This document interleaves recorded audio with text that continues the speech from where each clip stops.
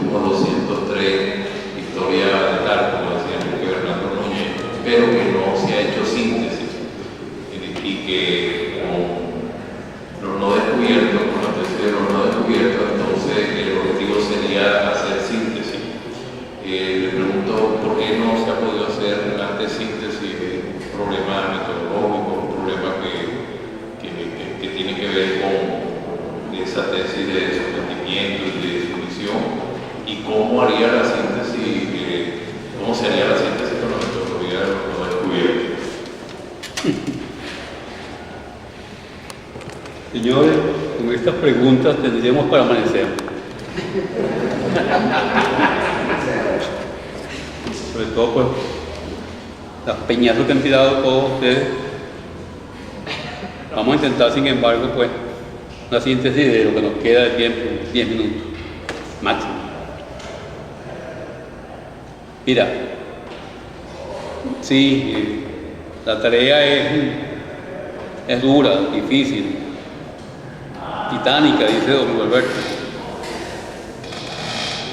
y tiene, por supuesto, un contenido político e ideológico.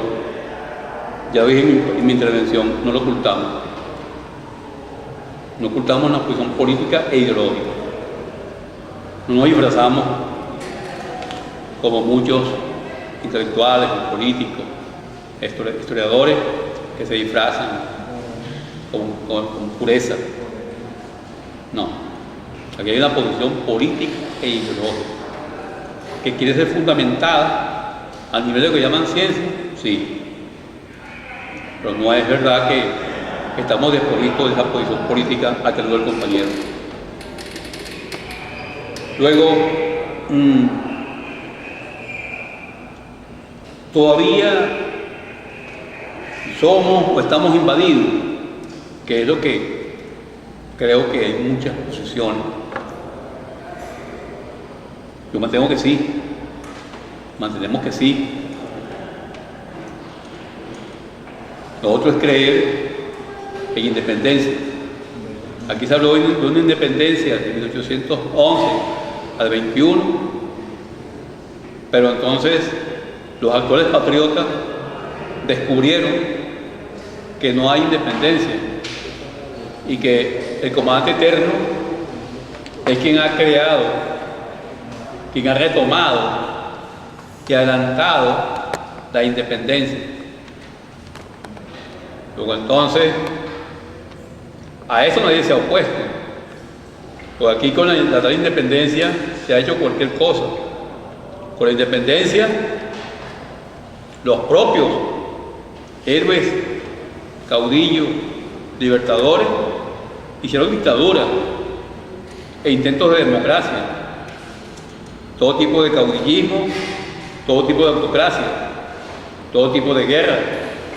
Entonces, ¿dónde que está aquí esa independencia que haga posible la liquidación o el exterminio de eso que se llama invasión? Sí. Todavía hay esto que se llama una invasión que, si no es una invasión mercantilista del siglo XV, que la era mercantil de la acumulación originaria del capital, que tienen oro, tienen el oro, metales preciosos en general, y en el caso nuestro también perlas, que tiene aquí el caso Margarita o el caso El Dorado, el camino hacia el sur. Digo, esas fuentes eran justamente el incentivo para una acción invasora continuada, permanente y profunda. Pero sin muy lejos, esa acción mercantil está hoy, en el día de hoy en que estamos hablando, ya no en manos de la corporación francesa italiana, sino en manos de la corporación china, que tiene a sus manos las cristinas. para seguir llevando el oro que le queda a Venezuela. Lo lleva ahora los chinos. Bueno, el caso Margarita, y cuando hablamos de Margarita siempre recordaremos a Arismendi, mi general Arismendi, el eterno guardián de Margarita, el eterno aprovechador de Margarita. Digo, allí estaban el emporio de las perlas, y allí, y de allí, tantas y tantas riquezas aprovechadas por el invasor, porque no hay que olvidar que tal vez de Venezuela fue donde menos oro y plata y perlas se sacó. En el caso peruano, por ejemplo, la arremetida es de una violencia inmensa. Ahora, ese momento nos plantea, tú hablabas de ese choque de culturas, y ese choque de culturas, en ese choque de culturas entre invasores e invadidos, estaría el subdesarrollo. Algunas tesis, hay tesis que han buscado siempre explicarse la raíz del desarrollo y del subdesarrollo, lo que se ha llamado subdesarrollo, lo que se ha llamado desarrollo. Cuando se ha hablado de desarrollo, se ha hablado de alta producción, básicamente, producción serial. Bueno, el caso del desarrollo es el norte, específicamente Estados Unidos. Y allí, pues, ese es el centro desarrollado. Y luego viene lo que se llamaba la periferia, de la cual formamos parte, esa periferia subdesarrollada. Alguien dijo en desarrollo, subdesarrollada. ¿Qué determina nuestro subdesarrollo? Hay una tesis que hay una colonización inglesa de un alto nivel industrial, y lo que lleva esa colonización inglesa al norte de América es ese desarrollo industrial, y lo implanta en un territorio en el cual ha hecho un exterminio profundo, mucho más profundo que el que se acomete en esta parte de América.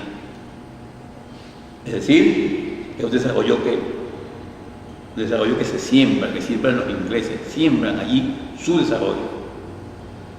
De modo que en Estados Unidos, más que celebrar descubrimiento, se celebra la colonización inglesa. Ellos son la continuación de la colonización inglesa. Allí está su desarrollo, la fuente, la raíz de su desarrollo. En el caso nuestro, somos nuestros hijos de una madre patria que no hizo un favor. No había llegado, sí, que además hizo un favor, pero no había llegado ni siquiera a llamar a la revolución industrial. No había llegado a un desarrollo capitalista. Recién hacía empresas en el campo de la acumulación de capital. Luego entonces, lugar común, bien sabido, lo que es la composición de nuestro llamado colonizador, descubridor y colonizador. Nuestro colonizador no tiene nada que ver con el colonizador, el llamado colonizador del norte de América. Esto es otra cosa. Allí se ha visto la diferencia de ese norte con este sur. Por supuesto, que luego vienen las complicaciones. Un sur, Brasil, Argentina, que tú tienes que inscribir allí el componente europeo posterior y el componente portugués. Tienes que inscribirlos allí para ver cómo el sur te va a producir la primera industrialización a la par que los primeros movimientos de avanzada en el campo de las ideas. Tienes que verlo. A veces se olvida que inclusive pues, hasta el movimiento comunista llegan primero al sur. Entonces, no hay que perderlo de vista, porque hay un avance allí, y ese avance tiene que ver mucho con el mundo europeo, que se asienta allí. Entre paréntesis, no vamos a confundir inmigración con invasión. Ojo, lo digo porque apuntaba Vladimir. No estamos diciendo que el ingreso de inmigraciones, por ejemplo, en la década de los 50, cuando aquí entra la inmigración de posguerra, encabezada por portugueses, isleños, italianos, que eso es invasión. Eso era la inmigración que se inscribe en nuestra economía, en nuestra sociedad. Por cierto que es un caso que vamos a tener que ver en esto de la llamada cultura, que ya vamos a hacer un apunte sobre eso. Pues quizás los países que yo conozco, donde he estado, no tienen nada que ver con Venezuela y el tratamiento que se hace a los extranjeros. Alguna vez me tocó estar un tiempo en un país latinoamericano, donde tenía que estar 8 meses de mi vida obligado. Intenté buscar un trabajo, porque no sé, estar en un hotel sin hacer nada, viendo televisión, nada más que leyendo. Señores, estuve 8 meses en el Perú sin poder trabajar en nada por extranjero. Señor, mire, yo soy profesor, así. Mire que soy profesor, una suplencia. Venga acá, vamos a ver, vuelvo. Aquí no.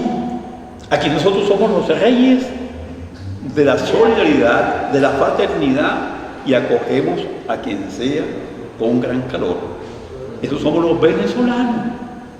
Conseguir esto en otra parte, señores, yo al menos no sé dónde es. No sé dónde es todavía, a lo mejor voy a descubrirlo en un momento determinado. ¿Sí? No. Ni siquiera en Cuba. No, supuestamente una gran identidad, ni siquiera en Cuba he conseguido yo esto, como somos nosotros.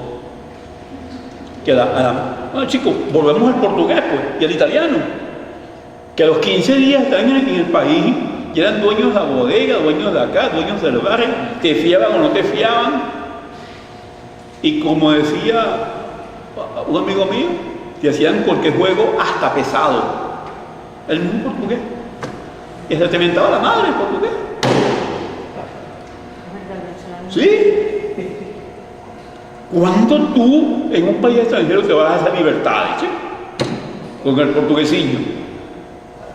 Bueno, es porque tú veas lo que uno ha visto. Otra cosa. Este punto del desarrollo del subdesarrollo ha llevado a muchos cortes, porque por una parte se ha dicho, no, es que venimos de un indio flojo.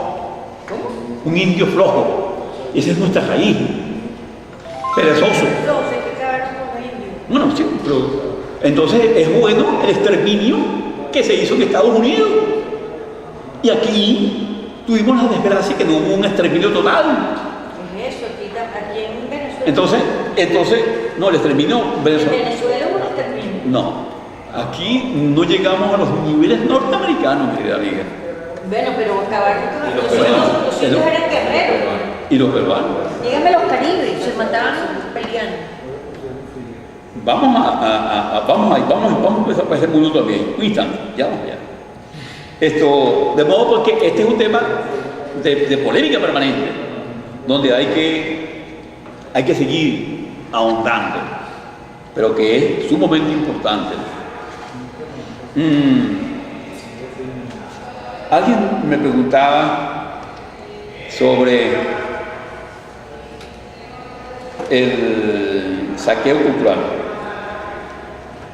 Saqueo cultural.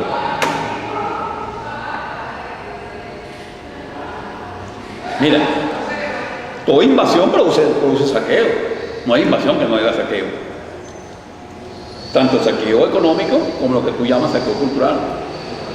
El problema aquí es del orden de saber qué cosa es lo cultural.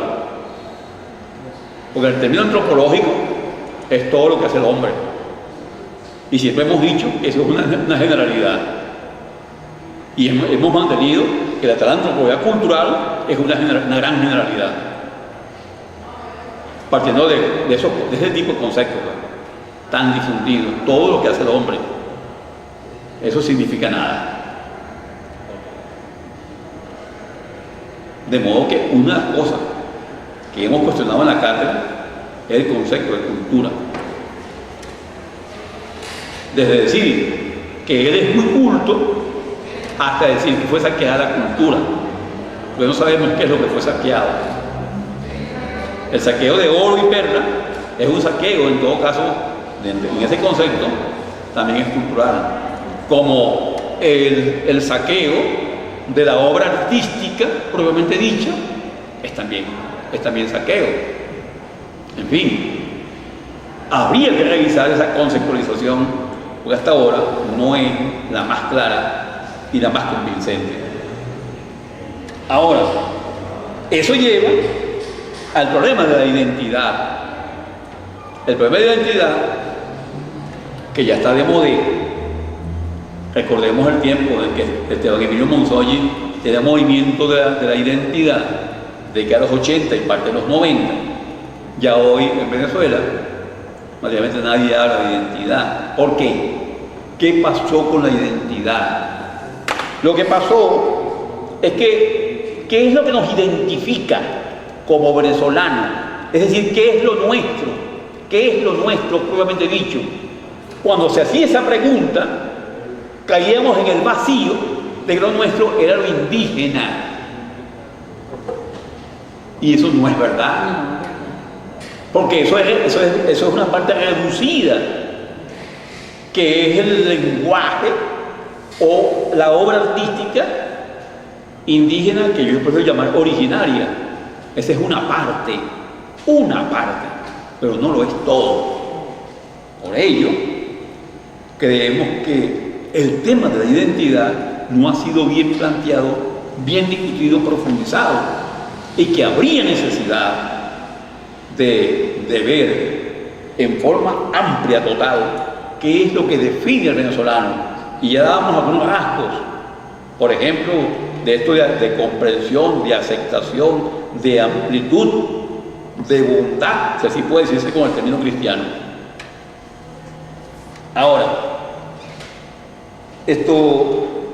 la memoria. Sí, nosotros hemos hecho cursos de desmemoria. Nosotros vivimos del olvido. Somos parlantes, profundamente parlantes, pero no profundamente recordatorios. Somos realmente impresionantes para olvidar. Tomo un ejemplo. Si digo aquí, década de los 60, lucha armada, ¿qué? ¿De qué me estás hablando? ¿Cuál lucha armada? Si digo, mucho más acá, 1989, Caracazo, ha sido un Caracazo, sí. Pero ¿cómo fue aquello? ¿Qué ocurrió allí en sentido estricto? Bueno, mira, una mortandad. Ahí está la generalización y el olvido. Y así sucesivamente. Somos gentes del olvido. No andamos elaborando ni reconstruyendo. Andamos como a la defensiva. Otro punto que me planteaba Vladimir, ya le respondí en parte. Agrego. USA no está complejada, ¿no? USA no está complejada. Estados Unidos no está complejado por descubrimiento. Estados Unidos no tiene nada que ver hoy materialmente en su modo de vida, con descubrimiento, no con colonización. Lo de ellos es la colonización.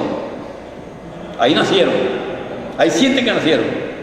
El pasado llamado por algunos prehispánicos o precolombinos, que es una forma incorrecta de llamarlo, esto no tiene nada que ver. Ellos no tienen nada que ver con eso. Ellos son a partir de la colonización. Ningún norteamericano se empata, como diríamos hoy, en ese tipo de problemas. Entonces su practicismo es el periodo de su fundación, y nosotros mismos incurrimos muchas veces en la fundación, y acabamos de celebrar los 400 no sé cuántos años de la fundación de Caracas, o la fundación de Mérida, la fundación de Maracay o de Coro, y entonces decimos que Coro fue fundada por Juan de Ampío. buena primaria, dices tú. Buena primaria. En mi casa se hablaba de Juan de Ampíe fundó Coro, el solito. Y Lozada, sí, pero Lozada fundó Caracas solito. Vean ustedes lo que es eso. Entonces, hay un fundador de las ciudades. Cuando tú ves el caso de Caracas, Caracas fue fundada sobre el Valle de los Caracas, en el Valle de los Caracas, tierra vivida por los Caracas, tierra vivida por los Caracas. Tierra vivida significa tierra pisada, tierra elaborada, disfrutada, sembrada. Sembrada en sentido agrícola y sembrada en la parte humana. Sobre esa tierra el invasor monta Caracas. ¿Y quién fundó a Caracas? Diego Lozada. Toda la parte de la Caracas vivida, la parte originaria la borras. Así borraron los norteamericanos todo ese pasado milenario. Lo borraron. Que nosotros no llamamos, los no descubiertos, no hablamos de prehispánico o precolombino, sino de periodo originario. Periodo originario. Porque no vamos a darle la bomba a que periodo indígena o periodo colombino o precolombino. No. Periodo de los originarios. De los originarios. Y no hablamos del fundador de Caracas, no hablamos ni aceptamos el tal fundador de Caracas, ni el de Coro, ni el de Maracay, el de Jalmarza. No los aceptamos. Porque eso es simplemente una mentira en el orden histórico. Ningún hombre funda nada en forma individual. Primero nos hablaron de que descubrieron y después que fundaron. Ahora, las mismas leyes de India dicen así: fúndese pueblos donde haya tierras cultivadas, hombres y frutos. ¿Qué tal? Es decir, no te mandan a fundar tierras en desiertos, ni en tierras no pobladas. Allí donde está el poblado, donde haya sembradíos, haya aguas, frutos, es donde vas a fundar. Es decir, Pero eso choca con lo de que la tierra tenía que ser sin gente. Pues, o sea. claro, porque la tierra es sin gente de acuerdo a las cuentas que se dan ellos. O sea, pero que las leyes dijeran que para uno que puede... No, las empresas de descubrimiento. Ok. De descubrimiento. Las empresas de descubrimiento, pero las empresas de colonización, ellas ya han descubierto, ahora van a colonizar, donde ya aguas, tierras cultivadas y frutos Pero y si hombres. Claro, pero si hay cultivados y frutos, pareciera una contradicción con lo de la empresa de descubrimiento, porque si para que haya una empresa de Es que uno es primero, la primera empresa son las empresas de descubrimiento. Ya descubiertas, pasas ahora a la fundación. Y la fundación es posterior a reconocer que son gente que tienen alma. Hay un trecho allí donde se van acomodando las leyes que se van emitiendo. Así, Claro. así como acomodaticio. Por supuesto. Como ahorita. Por supuesto. Se van. Como ha pasado a lo largo de la Claro. historia. Finalmente tengo aquí anotado la cuestión que propone, que pide Abella. Esto es la síntesis. Claro, se trata simplemente de proceder a hacer el nuevo conocimiento. El conocimiento no descubierto. En diferentes áreas. No nada más que en el área de la historia. En cualquier área. Llámese en el área antropológica, en el área sociológica, en el área económica, en el área de las ciencias más puras. En cualquier área del conocimiento. Es la otra división de la ciencia. Medicina natural. ¿Sí? Y no, en general la medicina. Es otra visión de la medicina. Otra de la medicina. Que sería, digamos así, la medicina integral. Porque uno a veces no entiende, por ejemplo, en el caso médico, la dispersión. La dispersión se puede entender en otras ciencias, pero en la medicina uno cada vez se asombra más de la dispersión. Cuando uno se consigue con un médico que es capaz de tener una mente integral, es otra cosa. Otra cosa. Es decir, quiero decir con esto que no desprecia, por ejemplo, el aporte de ninguna fuente de saber. Para hay gente de la ciencia médica que cuando oyen esa expresión que se llama medicina natural, se espantan. Y cuando oyen la expresión medicina homeopática, se espantan. Hay una deformación del cirujano que solamente considera que la cirugía es la única fuente de salud. Y así sucesivamente. Si le puedo dar una noticia, a finales de los 90, la Sociedad Americana de Medicina determinó que era perfectamente legal y factible que en los hospitales de los Estados Unidos se ejerciera la medicina tradicional en paralelo con lo que es la medicina, no sé qué llama. Bueno, yo conozco también la experiencia que vi en China de Mao. Estuvimos en unos hospitales en donde se aplicaba lo que llaman ellos la medicina oriental y occidental, sistema integral en la cura del cáncer. Nada que rechazamos esto, no, integrando todas las posibilidades. Así es en India. Eso lo vimos allí. Así es en India. Inclusive vimos cosas como esta.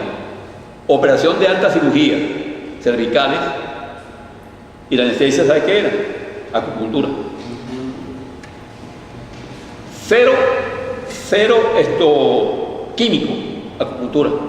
Alta cirugía, profesor. No nos contaron, lo vimos. Entonces, ahí hay un intento integral. Tú le dices hoy a muchos médicos aquí, acupuntura, brujería. Eso es brujería. Nosotros somos un poquito distintos en eso. Por ejemplo, no sé si es Felipe el Hermoso, no sé cuál rey es que prohíbe la siembra de olivos y viñas en el nuevo continente para que España tuviera